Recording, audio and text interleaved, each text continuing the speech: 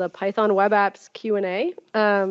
I think we'll get started by doing introductions and talking to folks about what we work on, and then it'll be really informal, and you can ask us within reason whatever you'd like. Cool. I guess I'll start, and I'll just hand the mic this way, and then we'll hit, I guess, Steve after that. So I'm Savannah Ostrowski. I'm a product manager. I am the product owner for the Azure Developer CLI. And before that, I worked on the Pylance language server and Python developer experience in VS Code, Visual Studio, on Azure, kind of all over the place at Microsoft. Hey everyone, my name is Anthony Chu, and I'm currently a PM on the Azure Container Apps service. And before that, I worked on functions with Eamon before he got sick of me, and also worked on static web apps as well. Thanks, Anthony. Hey everyone, my name's Eamon O'Reilly. I'm a PM on the Azure Functions team. So looking forward to questions you have. Really, hopefully you can ask some on Python, any of our services, anything web apps, we hopefully can answer. And I'm Steve Dower. I've been doing Python at Microsoft for 11, 12 years now, thereabouts. So I've worked on a lot of different things in that time. At the moment, I get to spend a lot of my time working with a variety of teams from all around the company. So I think I've worked with everyone sitting at the table at some point on whatever it is they're doing. I'm also a core C Python contributor, so happy to take questions on the full spectrum of things, within or without reason. Cool. I guess maybe we can start with maybe stuff that folks are interested or excited about what they're working on. So maybe, Anthony, you can start by telling me some cool Python stuff that's happening on container apps. Okay, so yeah, I can explain a little bit about container apps. So it's a serverless containers platform on Azure that allows you to kind of deploy these applications, I guess, hence the name container apps, that can run, like, in the behind the scenes, it's Kubernetes. So you can actually run web servers, APIs, background processing, services. And then yesterday at Build, we announced a new feature called Jobs. So we'll be able to run containers that run to completion as well. So we think that there's a lot of use cases in the Python world where, whether you're trying to kind of just run, like a long batch process, kind of, crunch a lot of data, things like that, where you can, have something run for, 30 minutes, an hour, or even longer in a container. And then when it's done, it'll shut down. And you can do that on manually, just kind of trigger it by another app or by pressing a button, or you can actually have it scheduled, or you can also trigger it using events like queue messages and stuff. So you can actually have a container that spins up and processes a single queue message, whether it's like encoding a video file or something like that, and then shutting down. That sounds nice and cost effective. It is. I can mention a little bit about functions. Some of you might know we basically are an event-driven serverless solution on Azure. But one of the things, we support lots of languages when you're doing event-driven architecture, but Python is one of kind of the more favorite used, and partly because of the flexibility of Python. You can do it for simple kind of APIs or integration scenarios, but you can use it for ML scenarios, a lot of different things that require any kind of event-driven architecture. And so we also just launched at Build, updated, or we call it new Python programming model for Azure Functions. So one of the things we offer in Functions is an easy way for you to integrate into other services without having to write all of the boilerplate code to connect to those services. And so we have basically a feature called triggers, extensions, and what those allow you to do is trigger on events and then send your output to other sources that can process it. And so there's a whole new Python programming model we just released, really excited about it, got a lot of feedback from probably a lot of customers like you and developers to try to improve it. And so that just launched.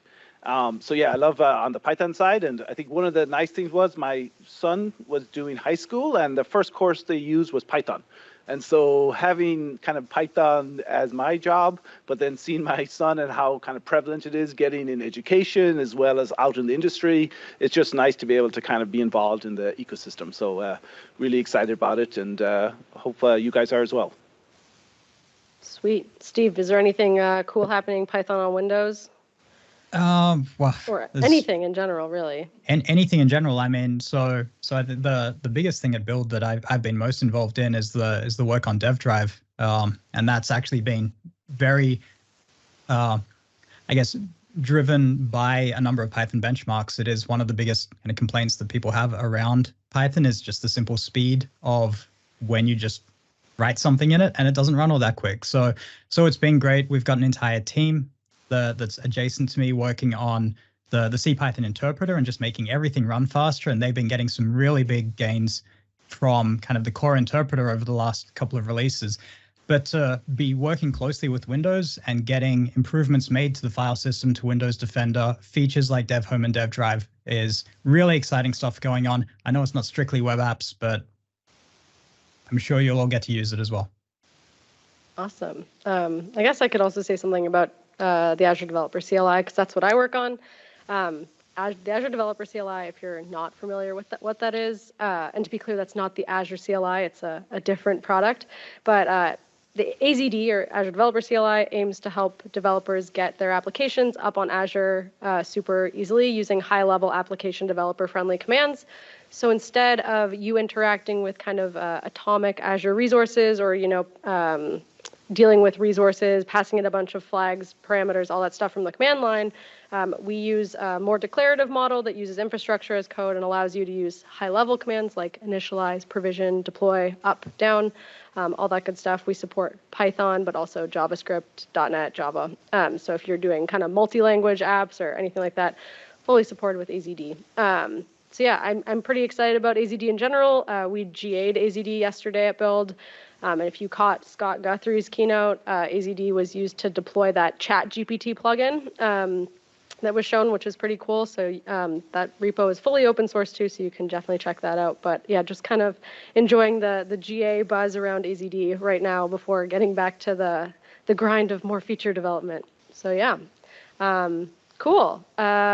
I guess now that you kind of know a bit about what we all work on and who we are, are there any questions either in person or on Teams, or what do people want to know?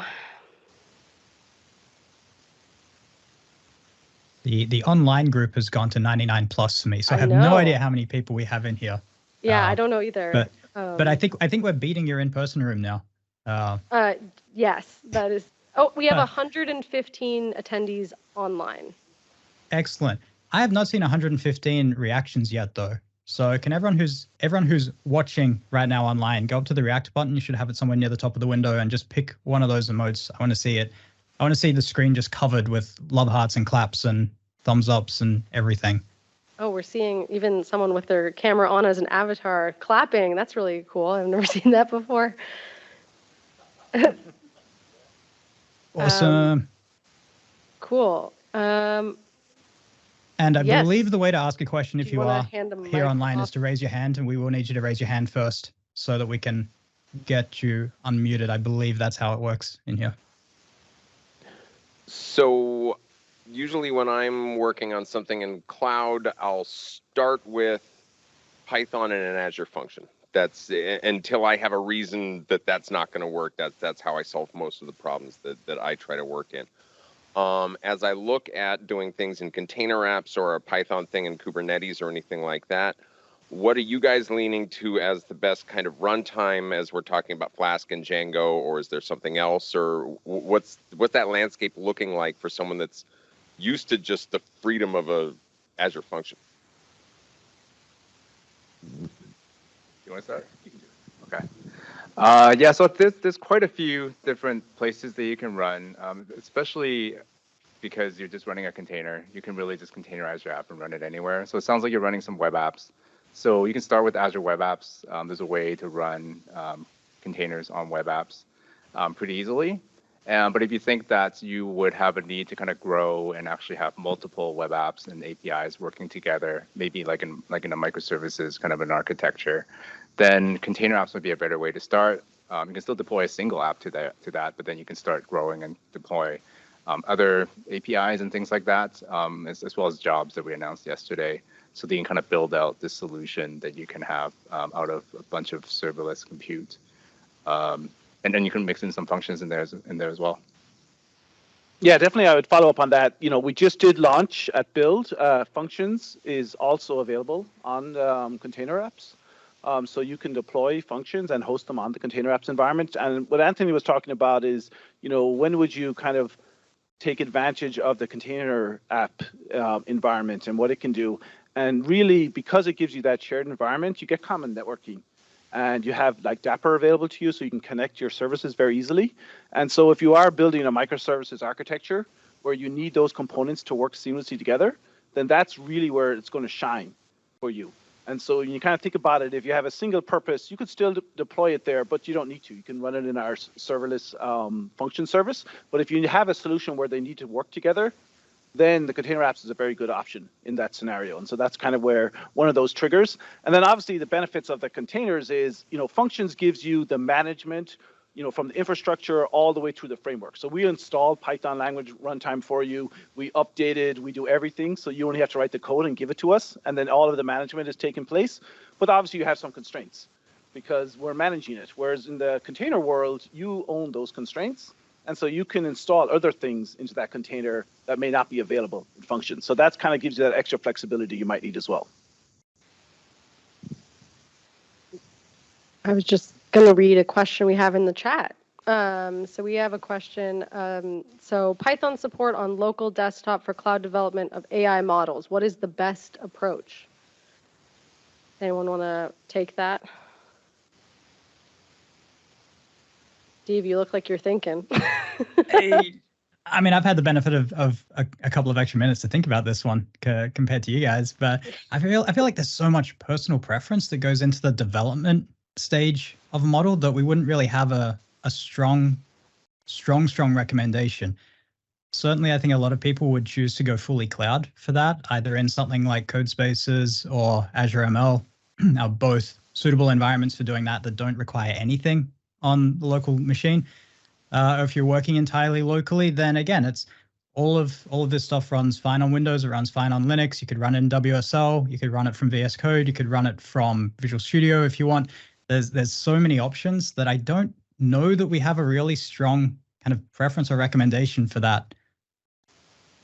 Sorry, that's a bit of a non-answer. We're not the right teams for that question. I'm sure Azure ML has a strong preference. Yeah, it depends, right?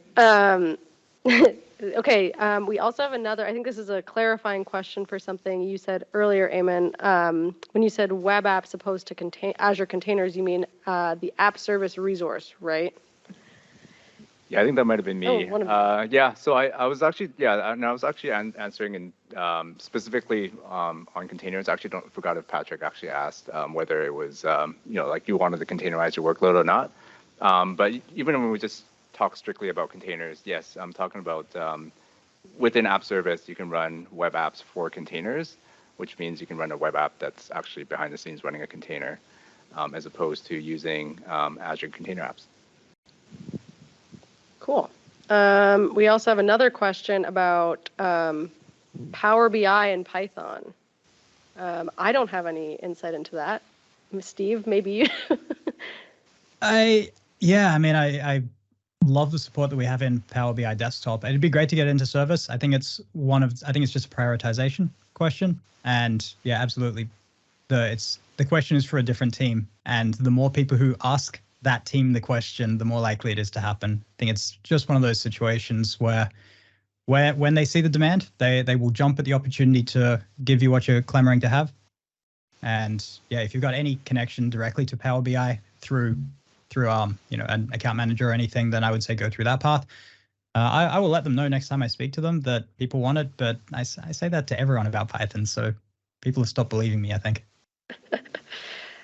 Cool. Are there any questions in person that folks have about Python on Azure or Python on Windows or? Oh yeah, okay. Or we have a mic runner. Well, I think we need to use the mic if we want people online to hear the question. Are you guys seeing a big uptick in Python usage, like with Azure functions, as opposed to C#? Seems like there's a holy battle, at least at my company, of the C# devs versus the new breed of Python devs, and a lot of the analysts and business users getting into Python. Yeah, no, that's a good question. I think the one thing we've seen out there is there's a lot of different developers, and they have a lot of different backgrounds. And so, definitely .NET is one of the biggest used languages, in our function service. But as you know, we support a whole range. So there's a huge amount of Java developers that are using it. Node is very popular, and Python is, I think, one of our fastest growing services. And it's not because of the ML space, it's just the flexibility of the language. So it's really useful in a lot of scenarios. And then I think each version of Python comes out, you see it starting to adopt somewhat more of those, more strongly typed, classes, some things that people have been looking for a while. You can see all of that development coming into the Python language. And so it's allowing a lot of our developers in functions to write all of those kind of solutions that might have been, like, we'll use .NET or we'll use Java. They can do that all in Python. There's no reason you can't, and we're seeing a lot of customers do that. And so I think that's, but obviously every kind of ecosystem out there, they kind of have their fans. So we don't, in some ways, we don't tell customers you should only use Python or .NET or Java. What we kind of say is, use the language you're familiar with, and then have the platform, have the cloud support that in a first-class way. And so that's why we spend a lot of our time making sure that that Python experience, when I talked about that V2 programming model and all of the work we've done there, is a first-class, that Python experience into the service. So that you don't feel like, oh, if I just did .NET, I would have this extra flexibility. No, we're making sure that kind of we have that consistency so that if you are a Python developer or .NET or Java, it doesn't matter, you're going to have a good experience. So I would almost recommend to your, hopefully forget about the infighting and just use whatever language you're comfortable with and, push the service, which I think we've done a lot of work in all of our services to make sure that we can first class those languages in there. And Python is definitely one of the top of the list just because of the growth we see across all scenarios. Could I offer a counter opinion? Yes. I didn't give you a mic.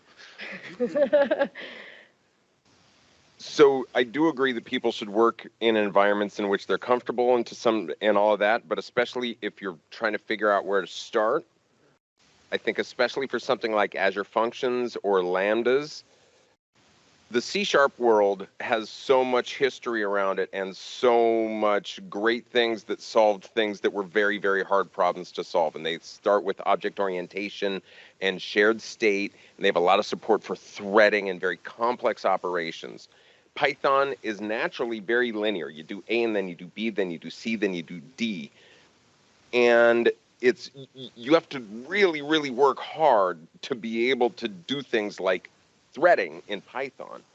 And you shouldn't do threading in an Azure function. You should let the function handle all of that parallelism. And so when I sit down and I read someone's C# code that's going into an Azure function, it's just like, I want to throw away half of it because it's just, all you're doing is adding bugs. I'll take your feedback since I love Python. Cool. We also have another question in the chat, which is less about Python web apps, more about how to find a Python job. This person is, they just left university and they are having a hard time because they don't have a ton of development experience. I guess I could start with that one, and then kind of I'm sure everyone has some ideas here. I think there's the generic build things advice, but I also think that building community is really important. So if you're able to make connections by attending meetups or regional Python conferences or, paired programming kind of events. I think that's a good way to kind of make connections. Because I think aside from just having a GitHub profile that looks attractive to recruiters, I think a lot of the time, it's also about kind of who you know, or if you can, work with others to kind of build up a community, especially when you're getting started. Anyone else here? Steve, anyone have any other feedback? Well, I could add one thing and let Steve also answer, because I think everyone has their own perspective.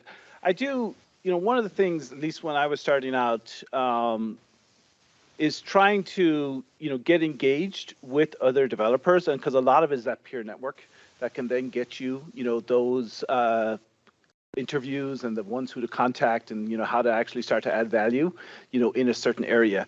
And I think one thing now about the the internet and with GitHub and stuff is it's a little easier to kind of find projects that you have interest in, and then you can collaborate, and that simple collaboration of just opening up issues into some of those repos, they allow you to get involved in a community of similar liked people. And that's a way for you to kind of build up those relationships, and eventually you can maybe start contributing code. But there is a lot of open source out there today that allows you to kind of build up that network, which, in the past we used to go into like, bulletin boards or groups or something to kind of build those. There is almost an easier way today. So I think that's one way I would approach it. But everything Savannah was talking about as well is, something you can build from. Yeah, I think one other thing I'd add, just to plug, like there are, if you're less, I guess, inclined to want to go to the in real life meetups, like there are also like pretty lively Discord or communities that you can join too. I know we even have one at Microsoft that's Python at Microsoft Discord, where folks are working on projects and getting support from other folks on the Discord. This person asked this question through the Teams chat, but someone in the chat, Dawn or Chris, can probably link to that as well if you're interested. Oh, Dawn's on it. aka.ms/python-discord if anyone is interested. Steve, you have any other thoughts there? No. It's one of those topics where I either have an hour of thoughts or nothing to add on top of what you guys said. Everyone starts with no experience. Yeah. So, and hirers know that. So. For sure. Another question in the chat, and if there are folks in the room, I'm just looking at the chat right now, but flag us down and we can get you in the queue to ask questions. Do you see Python taking over PowerShell in the Windows environment? I don't know. Only when I'm asleep and dreaming. I mean, does that count? Say that again, Steve? Only when I'm asleep and dreaming. That's right. I actually worked on PowerShell years ago. So I do have some background on it, and I did bring the PowerShell language worker into functions, partly because I had a lot of experience on Python and PowerShell.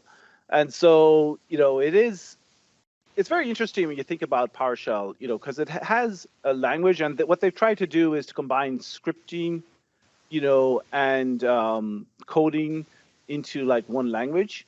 And it does well, for that, because it has a lot of management tasks built into it, and it has some nice things like pipelining and other things. But there isn't as much content on developer applications. It's very focused, to kind of IT tasks, and that's really where a lot of the content out there is and what the solution is really developed around. So it is a good language. It's built on top of .NET, so it inherits a lot of .NET capabilities. So it is a flexible language. But it doesn't have the customer base, I think. It doesn't have the amount of growth that Python has, and nor the flexibility from, like, what I like about Python is you can do full-on applications, and you can do a bunch of administration, kind of gluing things together and Python type stuff. And so, from a Windows perspective, there's been a lot of years in managing like Windows with PowerShell, because they had some common management interfaces that PowerShell builds on top of. So I don't know if Python would be able to replace those easily, because PowerShell has been building those for about 15 years, to manage Windows and manage Windows ecosystems. You can do it with Python, but you have a lot more work to do. But from a scripting approach and an automation approach, Python has that flexibility and has a lot of the content out there. So again, I'm not sure if a replacement, would be needed. Because there's so much PowerShell can do, but as a general like scripting kind of automation platform, you'll see a lot of services in Azure, like Azure Functions. Obviously, we offer it from that perspective. And then there's another service called Azure Automation that was strictly built with PowerShell initially. And then due to demand from Python developers like all of us, they added Python support into the Azure Automation service. So you can do all of your automation in Python as well inside of Azure.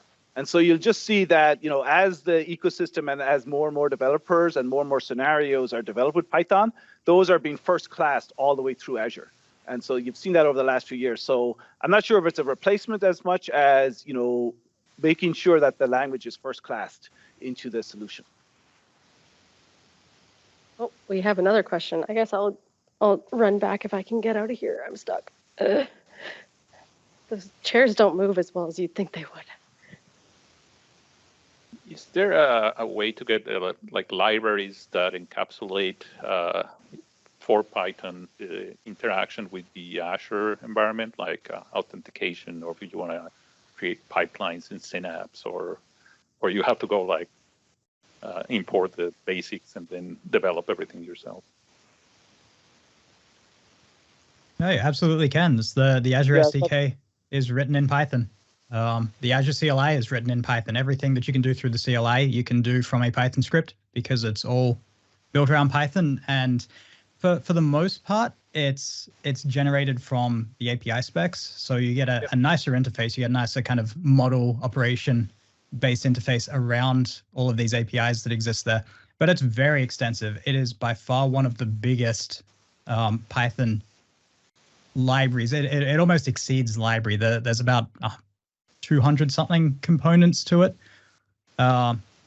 Chris has posted a link in chat for us. We'll have to get that to you in person, I think. Yep. But yeah, absolutely. Every single service typically it has a Python library to help manage it. So for deploying new instances, any of the controls that you might do through an ARM template, and typically one or more for the data plane, what we call the data plane, for actually interacting with the service. So you might have a management API for deploying a database, then you have a data plane API for connecting to the database, kind of thing. Yeah, definitely out there. I think to that, we have to build these OpenAI specs / Swagger on the ARM API as well as the data plane API inside of Azure. And then from those, all of the different language SDKs are built, including .NET, but also, Node, Java, everything else. And Python is one of those first-class ones that is generated. So you can just import those service SDKs and away you go. And all of that stuff is kind of built and encapsulated for you. Timing, do you want to add to that? Oh, I was going to say that, let's get the one in the chat here because we asked that first and then I'll pop over there. But I just wanted to say that the timing of this question is kind of funny because the PM for TypeScript just walked into the room. But when do you, the question here is, do you guys have any insight on when Python will replace JavaScript for web front end, PyScript, PyDide, WASM, etc.?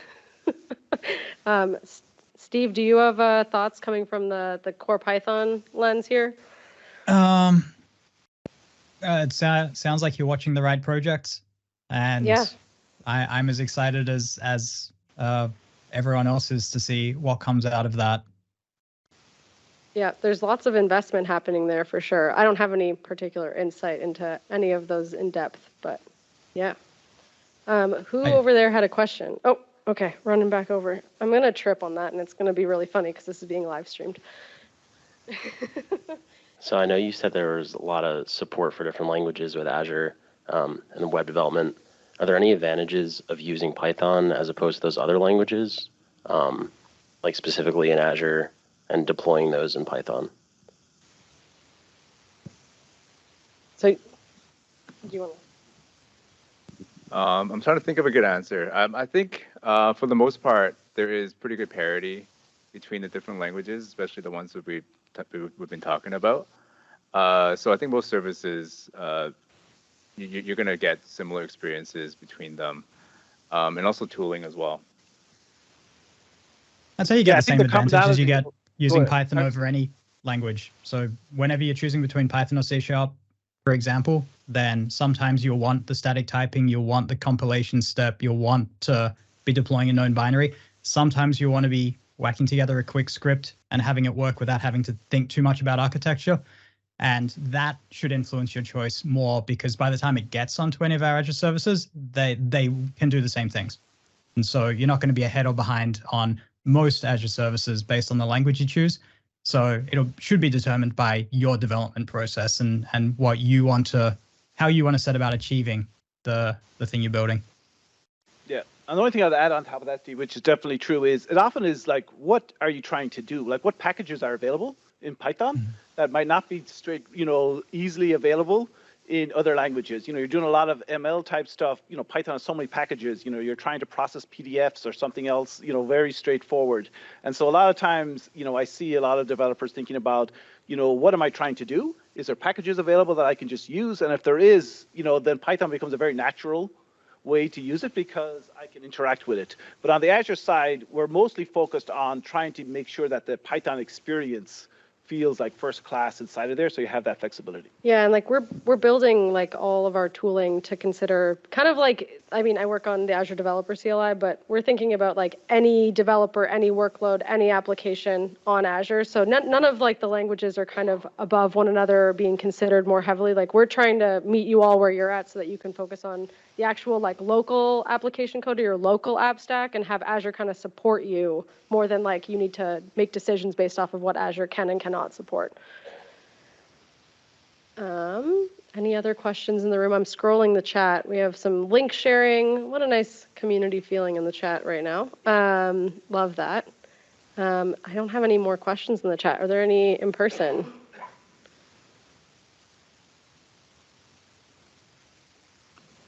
So for the person who asked earlier whether you should like the C# versus Python adoption in functions, what's your preference?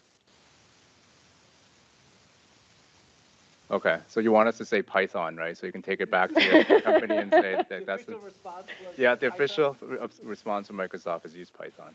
And that's being live streamed, so you can bring that to your boss or whatever. I'm clipping that and making it my ringtone. All right, I don't see anything else in the chat.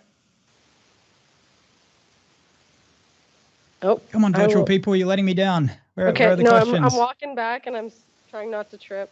It's gonna happen.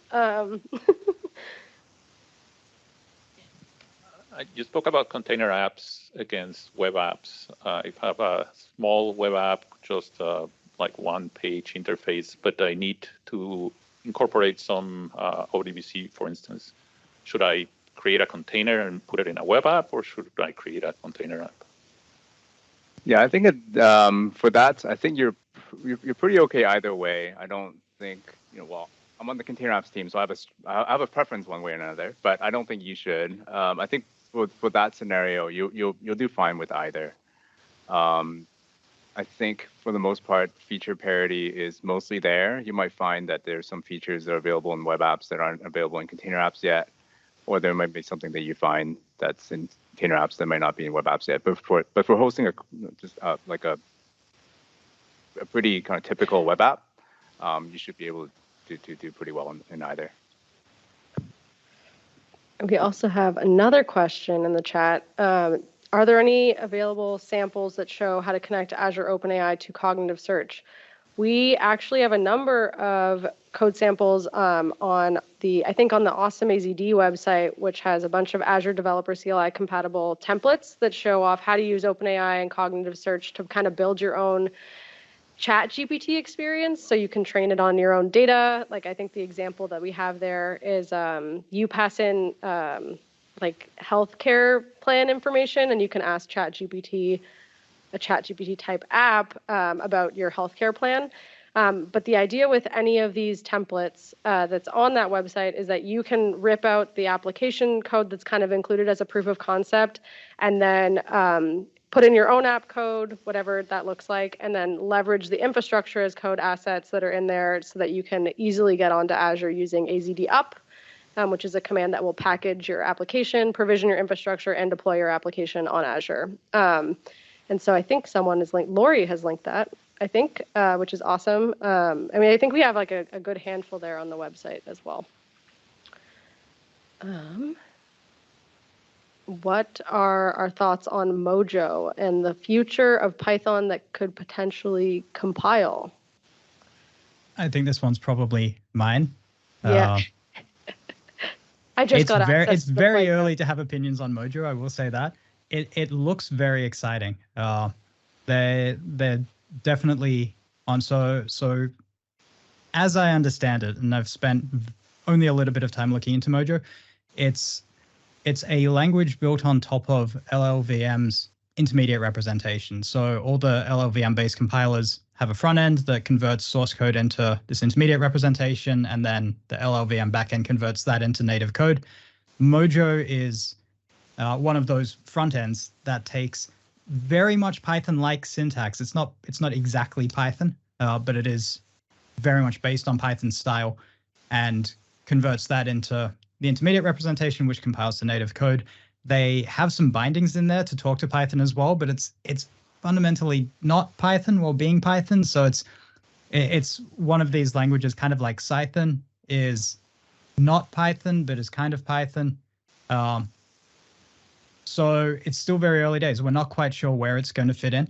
The hope would be, certainly from the point of view of people wanting to use it on Azure, is it should generate anything that you run through Mojo should generate plain old executable binaries. So if you are trying it out, definitely love to hear about experiences with it. It's not, I would be very surprised if it becomes kind of our standard recommendation for anything in the immediate future, but it would also not surprise me to see some of our teams experimenting with it. Certainly those who are encouraging people to develop algorithms in Python. A lot of stuff is kind of like glue code. So Mojo for glue code, probably not worth the overhead, but certainly if you're implementing algorithms, data processing in Python, then you may see some experimentation there from us. But at the moment, very early, so we don't kind of have an official position or view on it. But we are watching.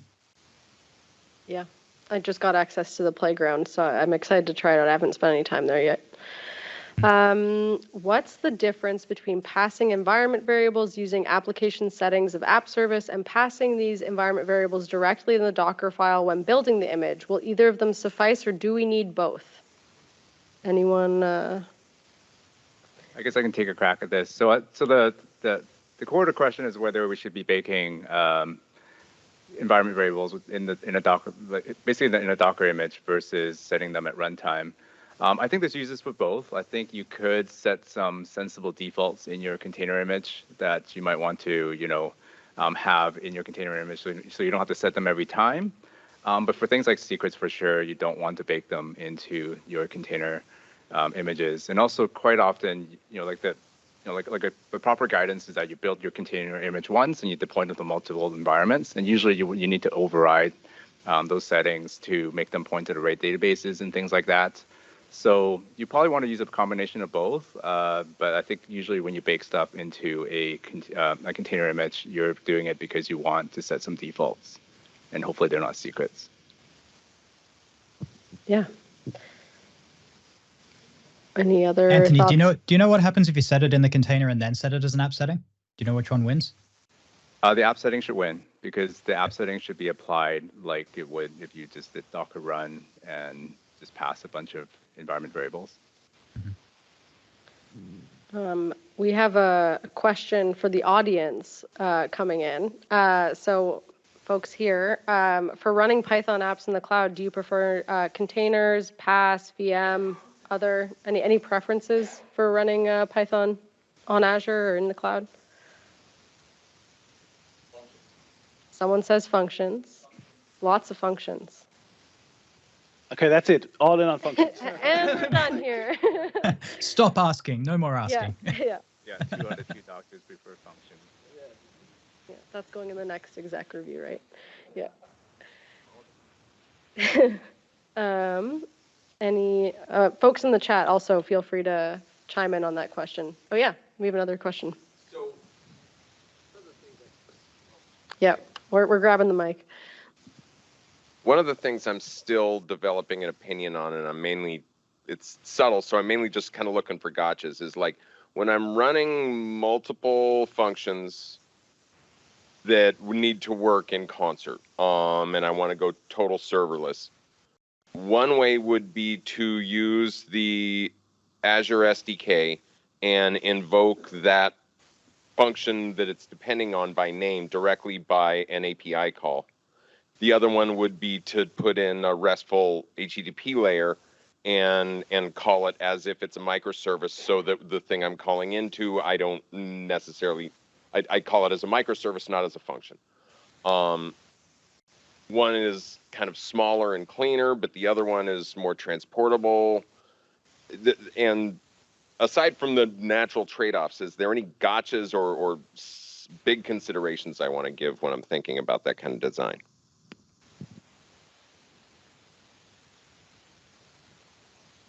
I can have a go. Yeah, so I think This is basically around, like microservices architecture. You want the function apps to be independent of each other, but also be able to communicate and call each other.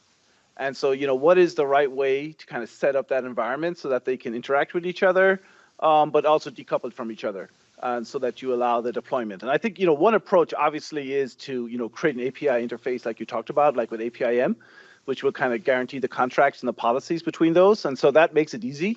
But it also requires, building another API layer that you may not need to if you're just kind of calling services back and forth, for a typical kind of microservices architecture. And so I think the two approach, one is obviously like you mentioned, where you can just call those APIs directly by knowing them. I think one advantage when you talk about this, and they do need to work cooperatively, is to think about the container app environments for this solution. Because the functions can get deployed there, but now because they're in a shared network, if you need network requirements, you don't have to try to configure each one to talk to each other. They just talk to each other naturally. And then the other thing to think about is Dapper, if you're not familiar, which is kind of an open source component that's available. It's available inside of container apps by default. And so it has direct kind of service communication and ability for those different microservices to seamlessly interact with each other. And so that might give you another more standardized approach that removes the hard coding, but allows for that discoverability and interoperability by still maintaining kind of the independence of the microservices.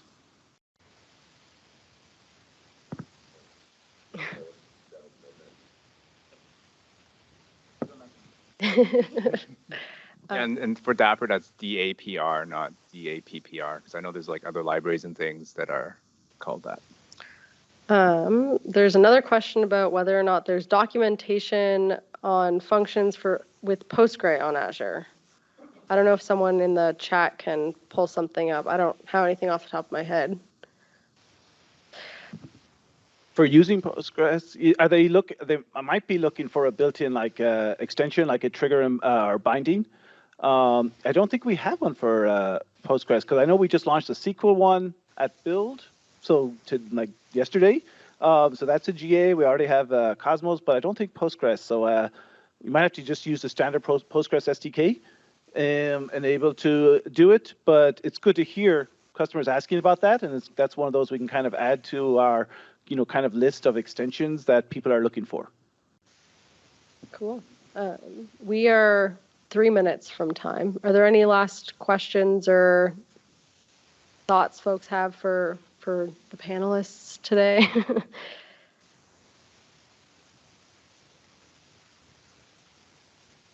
I will try to add on to that last answer though. So if there are no samples you can kind of find that does what you need, typically how you want to start off with functions is you want to get a hello world function working, and then you can, and then typically you would go off to, in this case, to Postgres's documentation. They have really good documentation about how to use Python to call them. And then typically you can just take that code and put it into your function app and make that work.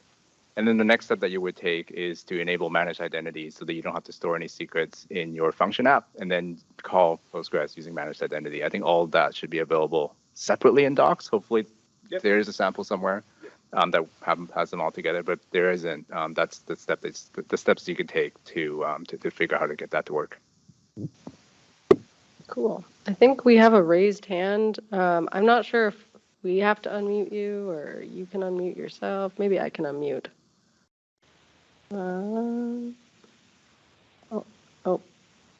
I think someone allowed this person to unmute. If you can. Can you hear me? Yeah, we can hear you. Great, thank you. Since we have the ACA's PM here, can I ask a question regarding ACA and Dapper? Yes, and if I don't get to, well, yeah, go for it. We also have another Q&A at 5 o'clock, or basically a few hours from now. Thank you. But yeah, please do ask the question if you have it. So when we are adding authorization for the apps, so when they are getting called by, let's say, Dapper, we would pass tokens to invoke them, which works fine right now. But let's say we want to pass, when we want, for example, Azure Service Bus to call them, that would require for that to pass a token to the Dapper. Then Dapper calls the the application itself.